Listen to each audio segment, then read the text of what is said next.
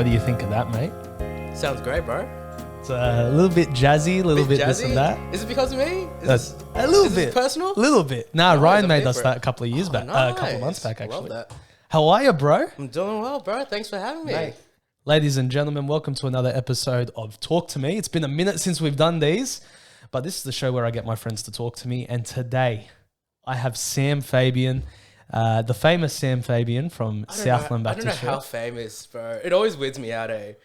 Like, I go up to, like, Good Shepherd, and people are introducing themselves to me, like, hey, Sam, like, hi. I'm telling you, it's the three-piece suits you wear every single week, Stop bro. it. You'll come to a casual Friday night in a three-piece suit. It's like, bro, what it's are you not doing? even, it's just like the details, eh? I was like thinking about this ever since you brought it up.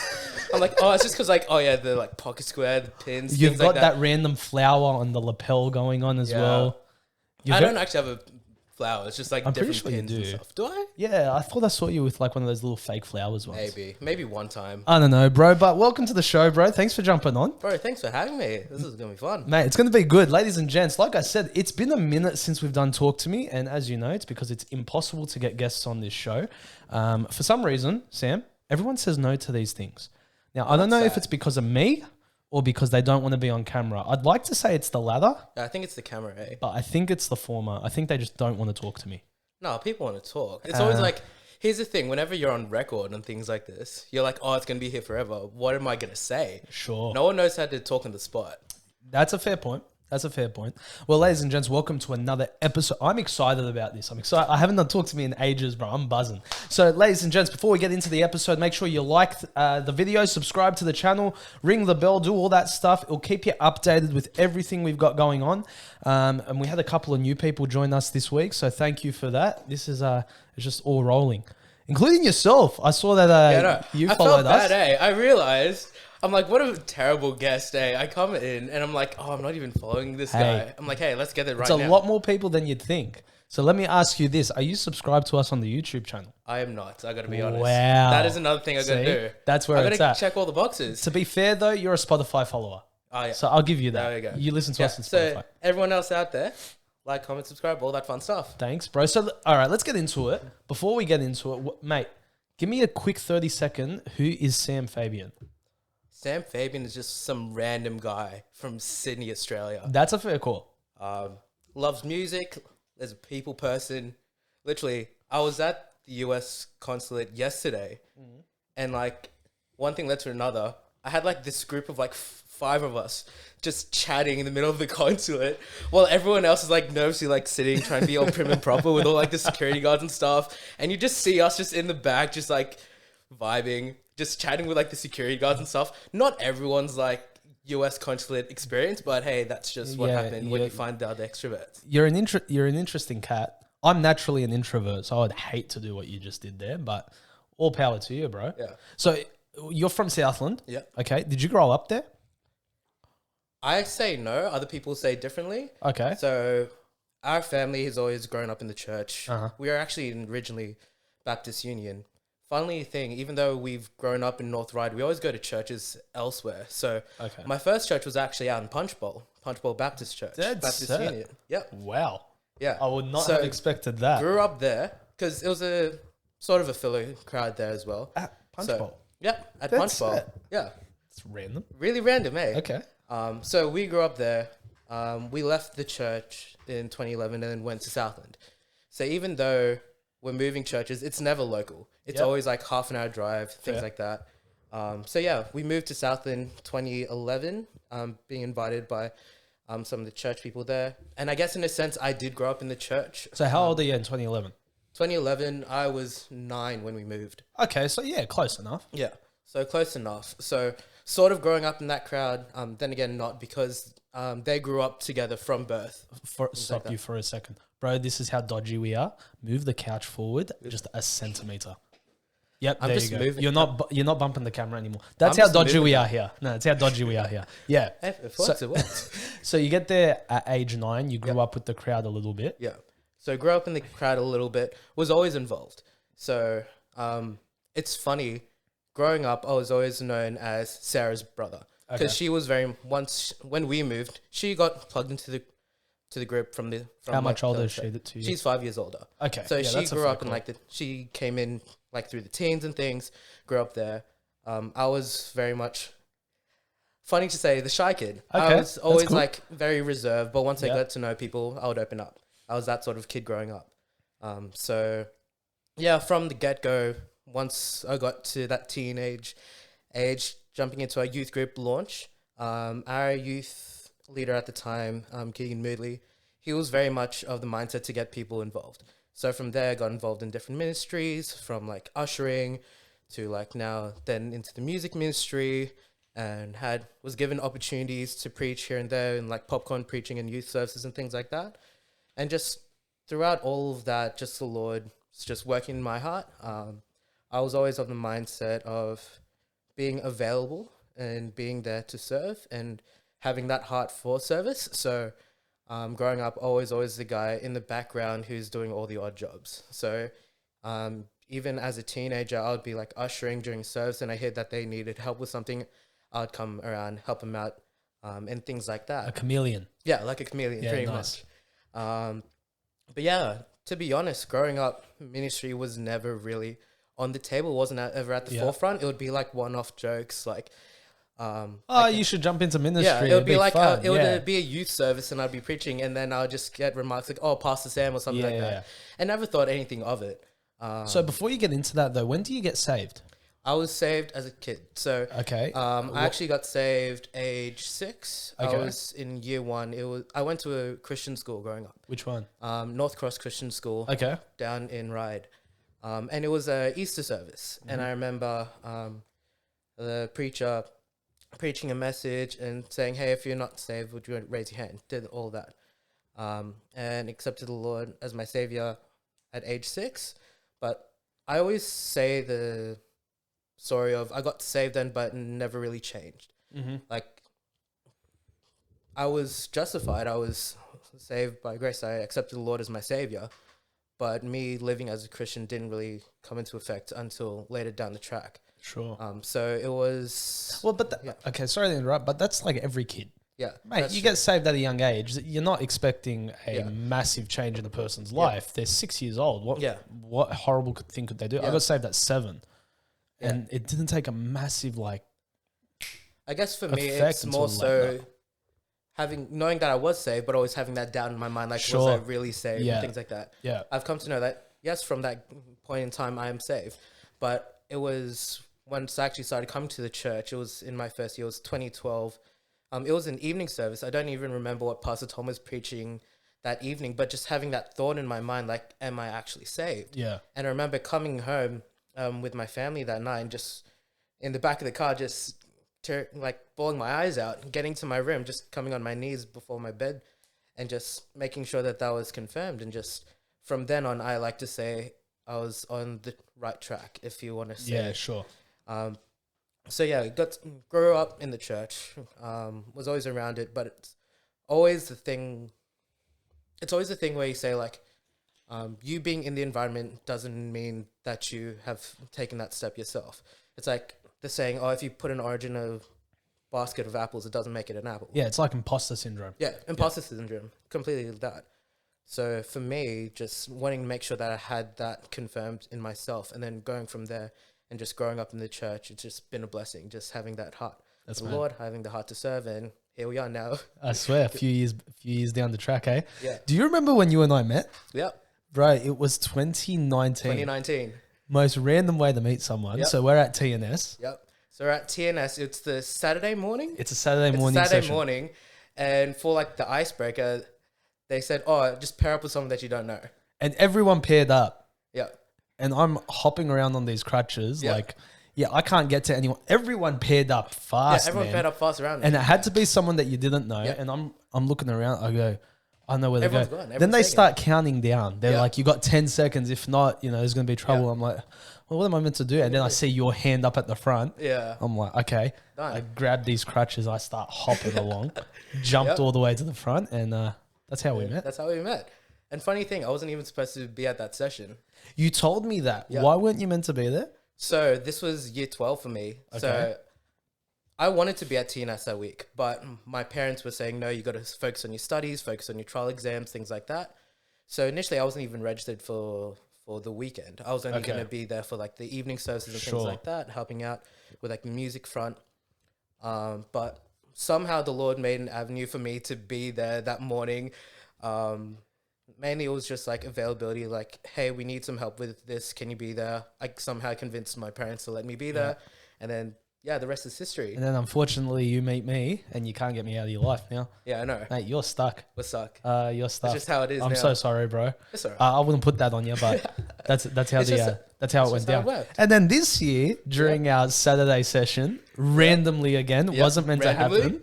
You and I end up leading one of the songs. One of the for songs. the morning So much session. fun. Same Gotta say. session. Yeah, it was. It's like the most fun. I like, love that stuff, bro. It was great. It was just like, you just approached me. He's like, hey, can you help us out with the song? I'm like, sure. What do you want to run? And he's like, oh, what can you do? I'm like, oh, I can do a Bible left on the church bus. I've been like helping out with like music on the teen side, and that became a go-to. And they absolutely really? hate it for me. They hate it for me when I'm running it because I just go off like a bolt, just like go fast. Mate, as anything. you had your system and you were running with it. Exactly. I was ready to end that thing like 2-3 verses in, and you're like, nah. Now we go fast. All right, Because let's this go. is how you get them engaged. It was different. Like in the back of my mind, I'm thinking we're gonna have like heaps of preaching right now. Let's get them moving. Let's get them comfortable because all of them are still like sticking with their own tight like, people. and Just like weird and- yeah. You need them to loosen up. I am a big fan of embarrassing not only myself but multiple people in public, Yeah, it's great. especially in those settings. Yeah, because it loosens people up. They're like, Yeah. okay, I can get comfortable. I don't have to be like, oh, so careful every Yeah. single little movement. I don't know if it's a philosophy, but the way I look at it is, if I can look like an idiot, anyone else will feel comfortable looking like an idiot. Exactly. Because they want to relate to you. They can Yeah. be like, oh, this is not Ray the song lead. This is Ray's good guy. Random You know bloke. what I mean? I wouldn't Yeah. say good guy. Anyway, so I always looked at you like the music guy. Mm. Is that you? Are you the music guy? To an extent, yeah. Okay, what got you into music? So growing up in Philly culture, it's always very musical. Music's massive with you It's guys, huge. eh? It's gigantic. So my mom was actually the choir director at our old church. Okay. Dad was the lead tenor, for lack of a better word. Sure. So always grew up in that music sphere. Mum put me in choir from a young age, just fostering that. Went through like all of the regular like piano lessons, guitar, to drums and percussion. And So what do you play? So you got guitar, a little piano. bit of everything. So Dead set. Go, list them for me. So story goes, growing up, you do piano lessons, Yeah. as all kids do. Yeah. In kindergarten, I took guitar for a year. Okay. In year 1, I took drums. Okay. And now I've been the percussion drums guy. When I get into like high school, I start like self-taught piano and guitar just to get by, ukulele as all fellows do, and Some reason. some reason. So I guess in that sense, I had formal teaching, but not really. A lot of these things are self-taught. So So for you're self-taught. That's crazy. more or less. Like I knew the basics from like when I had my lessons for like a year or so. But besides that, it's all self-taught. Dead set. See, I played piano. I got to grade 1 and then quit. Mm. And then I played trumpet. Mm. Then I dropped Right. them once I hit my late teen years, and I never looked back. Yeah. I mean, I look back, but It's always like a great skill set of just pick it up. yeah. Good So fun. music's one of those things that I absolutely love, Mm. but have zero talent in. Well- I cannot sing to save my life, and I wish I could. I mean, the go-to verse I always go to is like, Make a joyful noise. Yeah, you the know? amount of people that have It said to me, doesn't make a matter. joyful noise. It does matter, because when you're standing there singing a song with your mate next to you and you're blowing his eardrums out, it matters, okay? So I don't guess. give me this, make I a guess joyful noise. It's like a difference It doesn't when it's like matter. public ministry and then it's like when it's for your fun. When it's fun, just have fun with it. No, because it's no fun for anyone else. When I'm listening to music with the boys in the car and we're jamming and they say, stop singing, it's killing me. All right? But then it's like the whole karaoke like mentality. Like, you don't want someone who's good at singing at your karaoke sessions. You want to just have fun. See, that's my thing. If I could, and this is what bugs me about people that can sing and don't like to sing in public. If you can sing and you got some pipes on you, Yeah. I would flaunt that. Like, I'd sing everything. I'd sing my Macca's order. Yeah. You know what I mean? I would flaunt that thing, Yeah, like I which could. is probably why God didn't give me a good voice. But the thing is, it's like, it's not fun for everyone else. Like the amount of times I'm at like a karaoke, like session with like my high school mates, they always take the mic away from me. They don't want me on the mic at all because it just gets no fun. So I'm like, okay, sweet. I'm just here to chill with them. I wouldn't be there. If they wanted to put me on there, sure. But like, nah, I'm here to have fun. I'm not here to like perform or whatnot. I don't know, bro. I wish I could sing, man. I wish I was that guy. Definitely not. Definitely not. It's also like a learned skill. Like, you think so? yeah, 100%. Everyone can work on it. Okay, but are you naturally gifted with a good voice, or did you learn that? I guess naturally gifted, because that's a lot of like philo culture. Like philo culture, it's like one of like three things. Either it's like music, dance, or sports, or like, and then you have like all the other go-tos like nursing, medicine, blah blah blah. Every single nurse is a Filipino. Yeah, 100%. No, but that's also like historical thing. But Really? I won't get into, that's Okay, a yeah. really long tangent. But All right, let's look at interesting it. to look up. Highly recommend. There's like a whole video on YouTube about it. Really? Yes, I remember seeing this All right, like how do you find this thing is my question. because like when you're a filler, you're like looking like Oh, so you Asian- actually searched it up? no, not search it up. It came up on the recommended because like it's always like for me, it's like the Asian American scene or whatnot or whatever Sure. you're like whatever the term is. Like you'll be watching like different videos and then it comes up as these like videos. It's like some So like you box went videos. you It's went just, down like, you went down the rabbit hole, didn't you? Yeah, to an extent. It was like 2 I a.m. was in that. It was 2 a.m. I was in You were the bored. sphere, and then it comes. I was like, "Hey, why are all like fellows nurses?" I was like, "Oh, it's actually like a historic thing." It's not just a racist not a joke. racist thing, It's it's actually actually a a thing. Yeah. That's mad. But again, we won't get into that. Look it up. I recommend. So, music, you grow up loving it. You grow up learning all these instruments and just, I guess, falling in love with it, right? Like you really fall in love with playing music, singing, all that. And then that leads on into becoming one of the leaders at church, I guess. Yeah. So for me, whenever it came to ministry, my whole philosophy was just availability. Yeah. Like the Lord is looking for a willing servant who can step in and take the reins. We always get into the mindset of, oh, ministry, you have to have experience, you have to have skill. Yeah. But the Lord is always looking at the heart. It's always the one who has a heart to serve, the one who's available to serve and willing to serve. So for me, being in that position of wanting to help out, I was just gifted opportunities by the grace of God and being able to step up in that regard and just, I guess, for lack of a better term, work up the ranks in that regard to now being in the position where I'm helping organize our special music ministry at our church, co-heading the music for TNS alongside Ryan Youssef, and all of these things. It wasn't stuff where I was like, hey, can I do this? It's me being available and then them coming to me like, hey, there's an opportunity here. Would you be willing to take it? I'm like, 100%. And I guess availability leads on to not just taking that availability, but nurturing that availability, because you're transforming that, well, you're taking that availability and moving that to further education. Yes. And you're moving that to going to the States next month, right? Yeah. So it's funny, TNS 2019. So during that time, this was senior years, of course, you're thinking, oh, what am I going to do with the rest of my life? And at the time, I was looking to music. So I was going to be pursuing a music education, studying that. Secularly, right? Secularly. Yep. So I was looking to go to I'm the so con and sorry. things like that. Move the couch 1 inch forward again. Keep going. More. Okay. There we go. Let's There we try go. it there. Okay. I keep moving it. No, it's not. No, it's not you. It's me. This whole setup's a joke. It's Yeah, great. What do you anyway. mean? Okay, anyways. So So yeah, secular music. So pursuit. looking to pursue secular music. And during TNS, the Lord just working in my heart about starting full-time ministry. A couple years, the year before, 2018 at our youth camp, I surrendered to the Lord's will, whatever he would want me to do, because the main thought is a life worth living is a life worth living for the Lord. Amen. And just being surrendered to whatever he wants, because again, he's the one who's in control. And something that I've been speaking to a lot of people about lately is being surrendered to the Lord's will is the most freeing thing there is. A lot of us confine it to being very limiting. It's something where you can't do this anymore because you have to do that. But in actuality, if you study Matthew 6:33, and this came up from a conversation with Ryan Youssef, and then further studying myself, it's so interesting. We think, but seek ye first the kingdom of God and his righteousness, and all these things shall be added unto you. And all those things are things that we worry about. The passage talks about not being worried for what today will think, what you're going to eat, what are you going to drink, all these trivial things, because the Lord will have it and Yeah. will take care of it. And as you follow his will, he'll then add to that. So for me, being surrendered to it, and the Lord working in my heart about being surrendered to full-time ministry, I made that decision there. And then that following couple months going through my final exams, trials, HSC, all of that, then having to shift my gears from looking to study music to then looking into full-time ministry.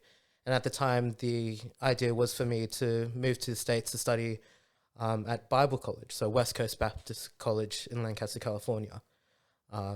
So following graduation, following year 12, my initial plan was take six months to just work, earn money, and then gear myself to move to the States. Now, what we're talking about is early 2020, late 2019.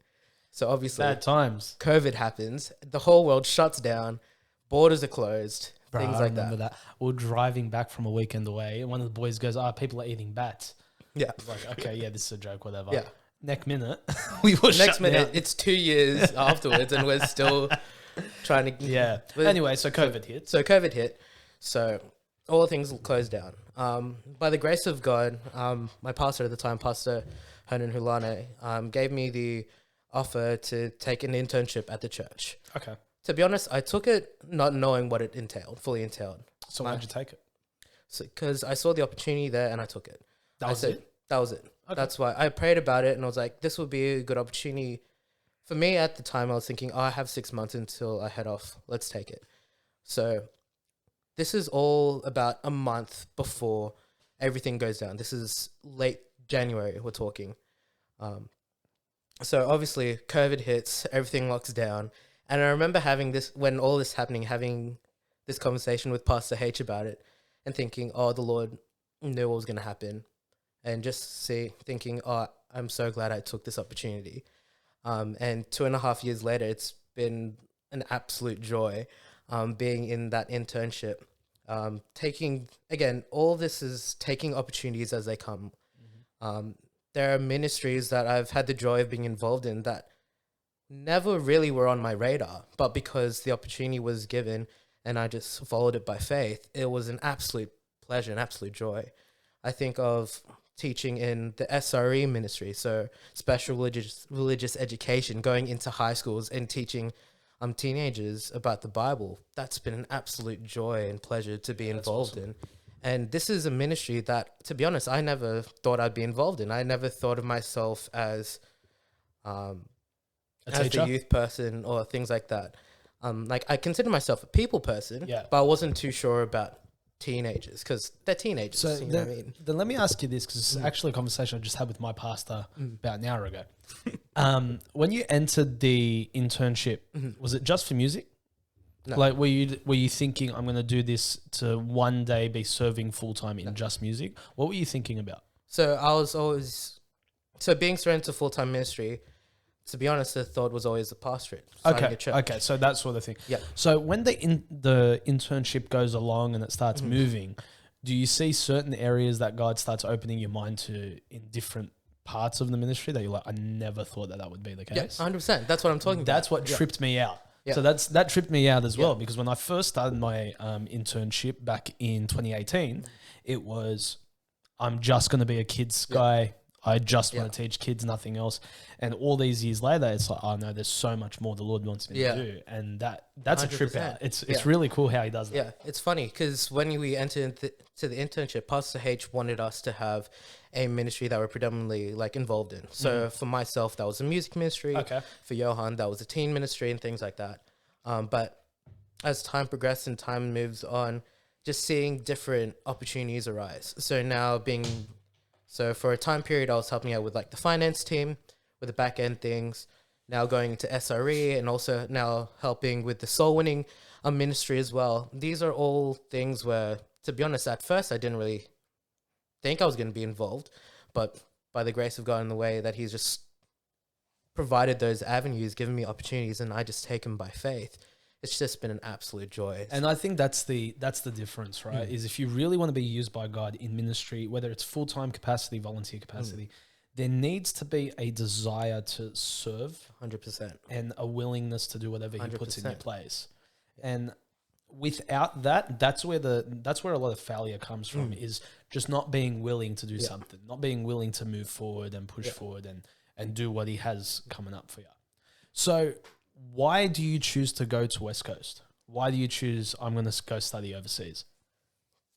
So I mean, that hasn't even happened yet. Because the last couple of years, because of COVID, you've been doing it online. Yeah. But what initially gets you to think, okay, I'm going to go to the West Coast for a few years? So over the last year or so, I've been studying online at West Coast. So I just finished my 1-year Bible certificate, now pursuing my pastoral theology major. To be honest, I keep saying to everyone, if it was up to me, I wouldn't be leaving. Like, everyone knows the situation around our church currently. It's a lot going on right now. And logically, it wouldn't make sense to leave. But it all stems from an opportunity again.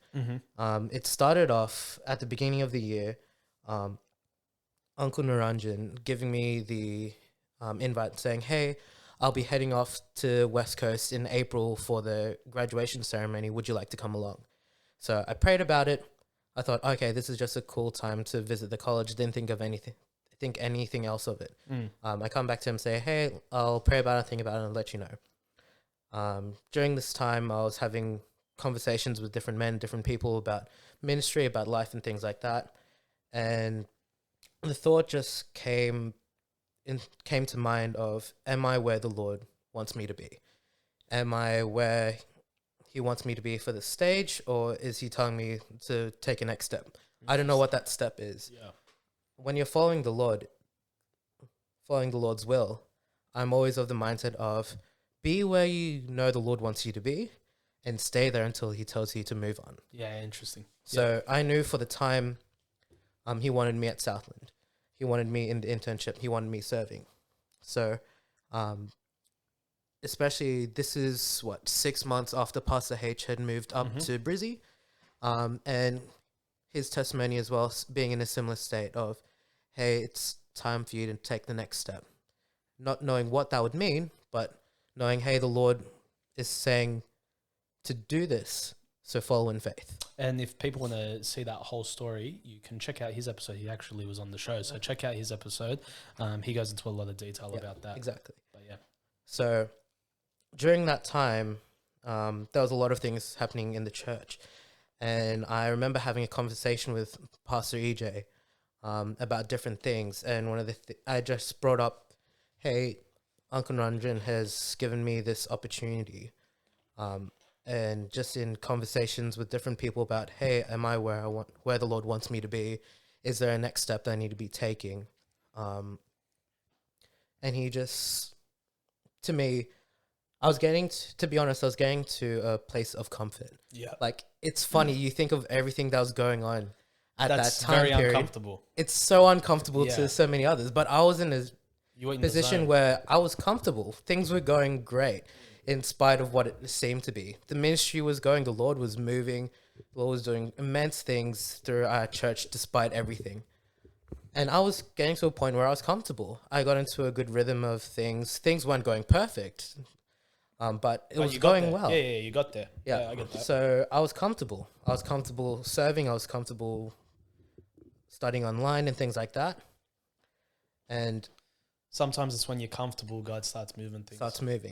It's Pastor H's message from the Good Shepherd Leadership Conference.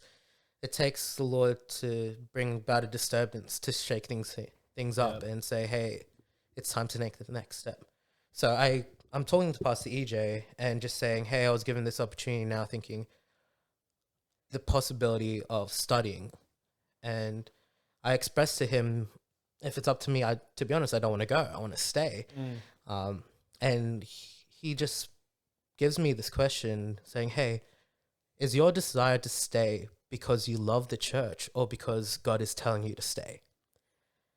That's huge, man. That's and massive. I was taken back because once I thought about it more and more, to be honest, it was my love for the church that was keeping me here. I love the church so much. I love serving. I love all these guys around me. And I care for the guys who I have been blessed with the opportunity to influence, to be a part of. Yeah. And for the Lord to then say, hey, I think it's time for you to take the next step and to leave that all behind. Well, I say leave behind, it's a couple years, but still, so much can happen in that time. And it's very much getting out of that comfort zone. And I like how we had Pastor Bio with us a couple weeks ago. And in his sermon, he made the same, that you don't grow in your comfort zone, you grow through the struggle. It's when you're not in the most comfortable of positions where you get to grow. Yeah. And just now in hindsight, thinking about that, I'm like, I was very much in a comfortable state in the internship in that church, and praying about, the Lord, are you telling me to make the move? Because in the back of my mind, I think maybe I'll go there for like my senior year for like a semester or things like that further down the line. I'm going in for my second year of college now. So especially with everything going on, I was thinking, Lord, I want to stay here. I want to see everything sorted, and then maybe I'll go. But the Lord was just working my heart and saying, no, I think now's the time. Now's the time. So I make the decision that I'm going to be moving back end of February. And I hold on to this decision for about 3 months before I start telling everyone that I'm about to move. Just wanting to make sure that I'm not making any sort of rash decisions, It's any not on emotion or anything thing, like that. an emotional decision or things like that. Seeking the Lord's mind on it, saying, and just confirming this is what the Lord wants me to do. So it's funny how the timeline works. It was, I think, the date I wrote in my Bible was the 22nd of February. And then it was the 22nd of May that I started telling people. And now I'm flying out 21st of August. Close enough. 22nd, Yeah, 21st. close enough. Yeah, that's fair. So that's literally 6 months from me making the decision I'm leaving. At the halfway point is when I start telling everyone that I'm about to go. And there's a lot of things that we're figuring out, and a lot of change that's going to be coming through. But I'm excited for what the Lord's going to do. Nervous? 100% I'm nervous. Who wouldn't be? You're moving to another country for 3 years of study, especially leaving all of your loved ones, everything behind, but being placed in a position where I'm going in not knowing anyone. I don't know anyone there. By the grace of God, I've met a couple of people over the last couple of weeks. So yes, I do have some points of connection, but I'm going in as a nobody. And to be honest, that's how I want to be going in. Yeah. It's funny when I'm talking about this opportunity with Uncle Naranjan to visit the college. I came back to him and I said, yeah, I'll come along. I tell him this like about 2 or 3 weeks before the trip. And there are so many hurdles that I have to jump through to make it happen. So I had to like get my passport renewed. I had to get all these different documents set in place. And during that time, it's funny, it was 2 days before flights to go out. So pretty much I'm trying to renew my passport, and it's taking forever because the system, that's how the system is. And to be honest, I put it to the last minute. I'm very much a last minute person. Yeah, well done. So yeah, I was doing everything I could to like expedite my passport renewal and things like that. And it's 2 days before I'm supposed to be flying out. And that's when I'm supposed to go into the city to pick up my passport. So keep in mind, I can't book flights because I don't have a passport. I can't get my like visa waiver done because I need my passport. So hold on, you have to book a flight 2 days before you go. Bro, that's an expensive ticket. Yeah, exactly. It's absolutely insane. Well done, bud. No.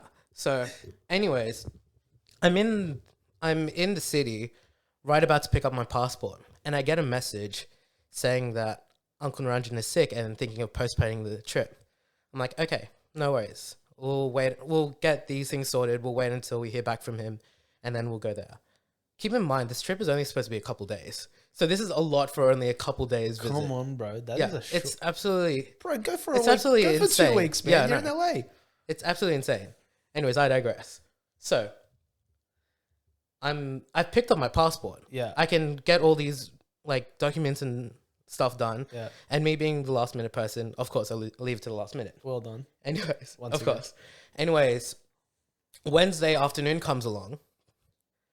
And keep in mind, the flights are supposed to be Thursday morning, 10 a.m. Thursday morning. You're a psychopath. No, I can't do that, So, bro. Wednesday, I can't Wednesday, do that. The anxiety that would hit me, bro, stuff that, bro. No chance am I doing that. So- I'm like prep it 3-4 months in advance, man. No Yeah. chance. yeah. Anyways, Wednesday afternoon comes along, and I get another mess. I'm actually at church, doing some different work with Pastor EJ, and I get a text. It's like 2 o'clock Wednesday afternoon, saying, "Hey, Uncle Naranjan's gotten better. He's actually flying out tomorrow morning."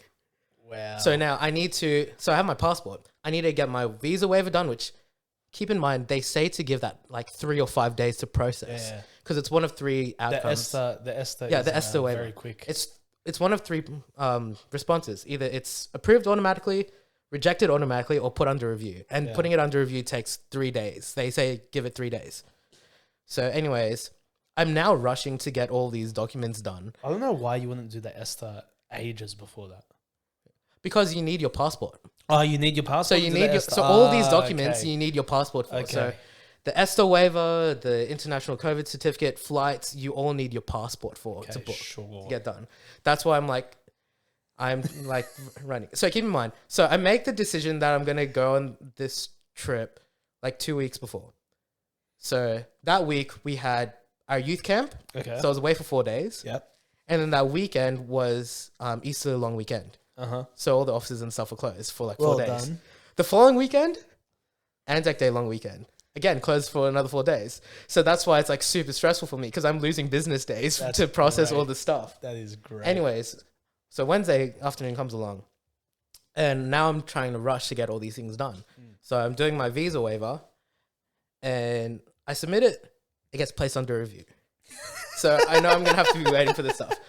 In that split second, I have a decision. I can try to do as much as I can to make this trip happen, or I can cancel. Yeah. So I just pray to Lord, whatever you want, Lord, you have your way with it. And the Lord gives me the peace of mind saying, now's not the time. Wow. At the same time, if I would have gone, so wait, you never actually went? I didn't go. Really? I didn't even know that. I thought you did. So that weekend that I'm supposed to be away is also the weekend that where, as a church, we're doing our first vote for a new pastor, new candidate. So that was Pastor EJ. So if I had gone, I would actually have missed all of that as well. Wow. So anyways, I'm thinking to myself, am I going to do this or do I cancel? And I'm praying to Lord, do you want me on this trip? And to be honest, he said, now's not the time. So I cancel the trip. I say, Uncle Naranjan, thank you for the opportunity, but I think I'm going to pass on this one. I hope you enjoy the trip and stuff. So I'm texting my parents saying, hey, I think I'm going to cancel the trip. Save them money. They didn't say anything about it, but I'm like, in the back of your mind, it's like, okay, that's a relief.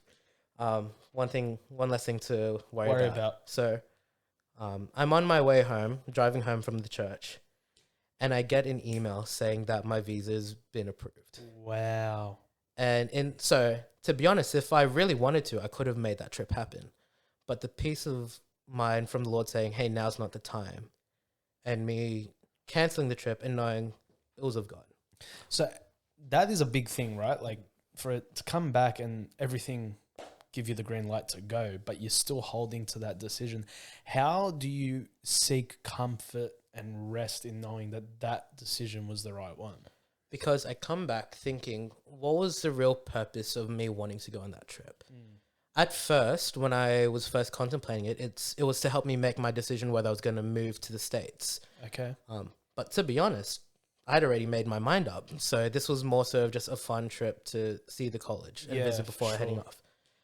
And I come to think, did I really just want to go just to get the golden tour and just to set me up for college?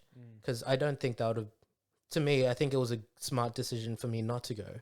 Because then when I am moving, I'm going there as no one. I'm just me. I don't have that start treatment because being there with Uncle Naranjan, that it's it's a different sort of experience. It's a different experience. To be honest, I think it was a blessing in disguise for me not to go because now I don't have that sort of boost. Reputation boost, whatever you want to call it. Yeah.